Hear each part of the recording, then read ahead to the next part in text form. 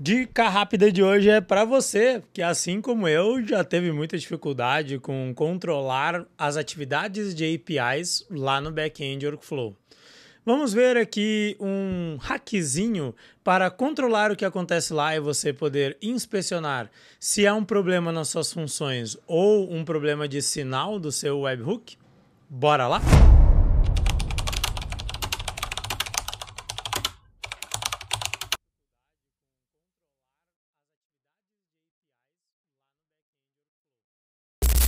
Bubble na tela do jeito que vocês gostam. Eu vou utilizar esse projeto aqui de desenvolvimento da nossa comunidade, né, para mostrar para vocês como que eu monitoro, por exemplo, quando alguém compra uma aula high level, se realmente está acontecendo tudo que eu espero lá no back-end. Ou seja, que coisas eu implemento na época de validação ou até depois na época de sustentação para eu ver o que realmente está acontecendo quando os sinais chegam ali no back-end workflow, naquele, por exemplo, webhook que eu criei dentro da aplicação. Vamos lá? Para visualizar isso, a gente vai lá no back-end workflow e aqui vocês vão ver que eu tenho um webhook aqui que é do retorno do Asas, certo? E aí vocês podem notar que a primeira atividade que tem nesse webhook é que a partir do momento que chegar um sinal, eu faço o quê? Eu faço um trace. Ou seja, o que seria um trace, traduzindo assim para o português, né, simples? Eu registro em uma tabela chamada trace ou webhook trace todos os dados que chegaram naquela call. E são todos. E por que eu deixo eles já segmentados campo a campo? Para eu poder fazer qualquer tratativa necessária e não precisar ficar procurando dentro de um único corpo chamado texto com o JSON inteiro copiado lá.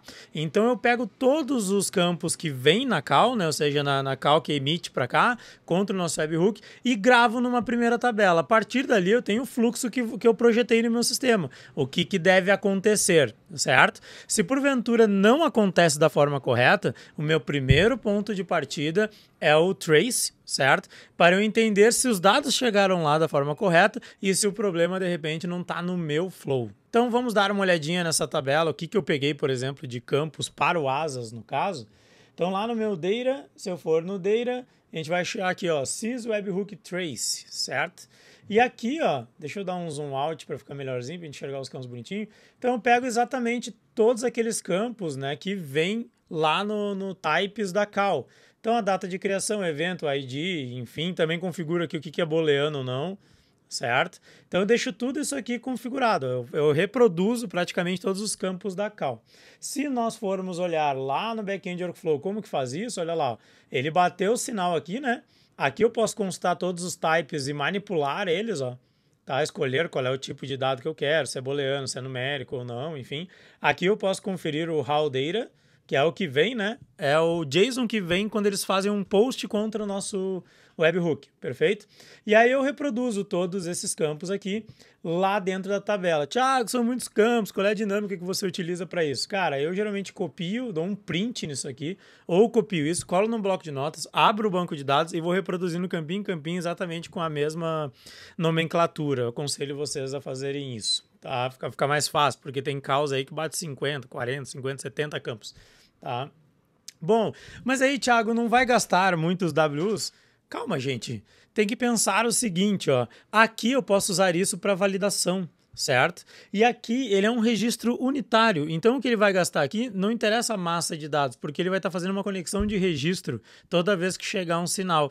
Então você pode olhar lá no consumo de Ws do Bubble se isso realmente vai interferir aí na performance da tua ferramenta e vai te aumentar os custos. Se sim, utilize esse método apenas para validar o funcionamento. Depois que tu tiver o funcionamento pleno, deleta esse processo e dê continuidade sem o monitoramento. Ocorre que qualquer problema que tu tiver e tu quiser fazer um trace no problema, você não vai conseguir porque você não tem o dado registrado. Então o sinal chegou e agora eu vou olhar o que eu salvo aqui, né? De onde eu tiro os dados. Então vamos lá, ó. Eu salvo lá no ID o request data ID, data create, o request data create. O que é o request data? É exatamente isso aqui, ó, requisição, a data que chegou, os dados que chegaram no seu webhook. Tá, então se você perceber o que eu estou fazendo aqui, copiando tudo que chegou. A partir daqui eu vou fazer o que eu preciso. Nesse caso desse projeto, quando alguém adquire uma aula high level, por exemplo, eu tenho duas tabelas que eu tenho que manipular. Uma delas é a fatura, outra é a venda, ou seja, uma venda tem uma fatura, e a fatura tem uma venda, tá? Então a primeira coisa que eu faço é localizar a fatura. E aí eu vou procurar, né, essa fatura pelo ID de pagamento, Payment ID, que na verdade quando ele foi gerado antes mesmo da sua confirmação, eu já salvei esse dado no meu banco de dados. E aqui, ó, eu vou pegar ele da onde?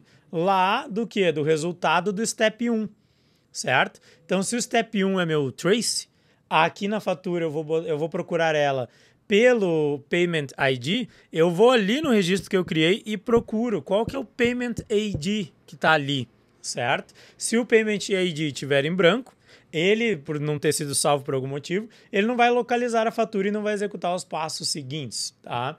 Nessa fatura, eu guardo o histórico de webhooks. Isso é legal porque depois, por fatura e por venda, tu pode ver todos os sinais de webhook traces que aconteceram. Toda vez que o sistema comunicou para você, né, no seu webhook, informações sobre aquela fatura ou venda, tá? Aqui eu pego o status, enfim, depois transformo o status em um option set, certo? E aí eu faço a modificação necessária na venda para confirmada somente se ele atender as seguintes condições. Se você perceber aqui, ó, as minhas condições, elas estão traçadas em cima do trace. Ou seja, se não houver o registro do trace, ou seja, se falhar isso, ele não executa nenhum processo, entendeu? Então olha como eu estou amarrando as coisas, beleza? Então aqui, ó, ele vai pegar todas essas condições e vai fazer a modificação na venda para confirmada.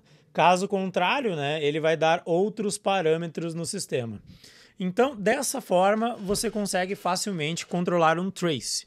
E agora vou aqui para aquela ferramenta que eu gosto muito, só para vocês entenderem de que forma vocês podem ir mais adiante com um trace, certo? Então vamos dizer que quando uma ação de webhook chega aqui, lá no teu back-end, no caso, o teu back-end vai executar uma criação de dado aqui. Então, primeiro ele cria, depois ele modifica e depois ele vai fazer um outro schedule aqui, por exemplo. Tá, modifica e depois ele vai fazer um outro schedule por uma outra função, certo? Por um outro API workflow lá do teu back-end workflow. Então, olha só, você pode criar um trace que está aqui no primeiro passo e você pode fazer isso em tabelas na mesma tabela de dados ou em tabelas de dados diferentes, tipo trace moment 1, trace moment 2, trace moment 3, por exemplo, tá? Então aqui tu vai registrar o primeiro trace. Quando ele modificar o dado, você pode fazer o segundo trace e quando ele fizer um schedule para outro API workflow, você pode tanto validar o passo logo depois do schedule, fazer outro trace aqui, ou no primeiro passo do seguinte, certo? Do API Workflow seguinte, você fazer e criar outro trace com os dados específicos que você deseja. Quer ver uma coisa que seria interessante? Você pode registrar data e hora aqui, data e hora aqui, data e hora aqui, data e hora aqui. Tu vai entender a linha do tempo em que essa função foi executada lá no back-end Workflow. Ah, que outras coisas eu posso controlar? Olha só, tu pode controlar, fazer controles com informações booleanas, por exemplo. Olha, modificou mesmo? Sim ou não? Muda para sim, né? Não, não modificou, o campo ficou igual, então deixa não, né? No schedule, por exemplo, executou o schedule mesmo? Sim. Ou se não executou, vai estar em branco, então a chave seria não, né? Aí chegou aqui no novo API Workflow, que é o novo agendamento. Olha, chegou todos os dados, então tu pode criar um primeiro trace que vai gravar todos os dados que devem chegar aqui nesse API Workflow. E aí, se a tabela tiver algum campo vazio, tu pode entender que então houve uma falha, né, na execução desse schedule. Então, até aqui, tudo bem, num dado momento o dado se perdeu, provavelmente nesse processo. E aí tu tem que ver se não é alguma conditional que está aqui, certo? Algo desse tipo. Então, perceba que se você fizer o trace, certo? Uma tabela ou várias tabelas, não quer dizer que isso vai ficar implementado eternamente no seu projeto. Eu acredito que pelo menos para APIs de informações financeiras, o ideal é você ter o primeiro trace aqui que registra todas as informações. Principalmente tu vai poder comparar se a API está emitindo as coisas com redundância, com duplicidade, tá? Bom, Agora, os seguintes, né, quando tu pega o detalhamento da operação, talvez futuramente você não precise ficar gravando passo a passo. Você inspeciona, né, deixa as tabelas lá salvas, né, e qualquer coisa, se tu identificar que tá dando um problema, tu ativa elas de novo e monitora para ver o que tá acontecendo, tá? Às vezes, nesse trace aqui, tu consegue pegar, inclusive, modificações na API, que eles não te avisam, por exemplo, né? Então, gente, esse é uma dica rápida para vocês otimizarem o trabalho de vocês e poderem controlar melhor os processos como estão acontecendo lá no back-end Workflow, analisando a estrutura de dados. É claro que lá no front, no design, né, tu pode eventualmente criar uma página aqui, ó, chamada Trace, deixa ela restrita para a galera não ver, né? E aí você vai colocar um grupo repetidor aqui nessa tela. Então, tu coloca um grupo repetidor aqui, puxando o quê? A tua tabela trace, certo? E aí tu manda ele trazer todos os registros da tabela trace, perfeito, organizados pela ordem mais recente para mais antiga. Então, create date, certo? Descending as, por exemplo. Solta aqui. E aí aqui dentro da célula, não se preocupa com layout nem nada, porque isso aqui são dados para exemplificar, para você inspecionar. Bota todos os dados que tu quer inspecionar ali para tu poder ver se tem algum campo que está chegando ou não. Se porventura em algum campo tu quer saber se ele não poderia ter vindo vazio, no caso, né? O que tu pode fazer? Eu vou mostrar aqui rapidinho. Tu pega, por exemplo, que um campo aqui do webhook ID não pode vir vazio, tá? Então, isso aqui vocês sabem, né? Se porventura o ID aqui estiver empty, muda a corzinha, por exemplo, para vermelho. Sei lá, color aqui. Font color red. Tá. E aí tu bota um texto no lugar dizendo em branco. Certo? Então você abre visualmente a análise do trace para saber o que aconteceu. Uma última dica perante isso é que se você faz um trace step by step, cara, amarre no trace seguinte qual é o trace anterior dele. Perfeito? Porque aí na tela de inspeção, inclusive aqui, ó, o que tu vai poder fazer? Criar outros grupos repetidores com os traces seguintes e tu consegue depois expandir o que aconteceu na atividade em cada sinal que chegou no seu webhook. Tá, mas tem um botãozinho lá no back-end Workflows para a gente ativar e ver as coisas acontecendo lá no Inspector, no Debug Mode. Tá bom, cabeça, mas ele não salva os dados.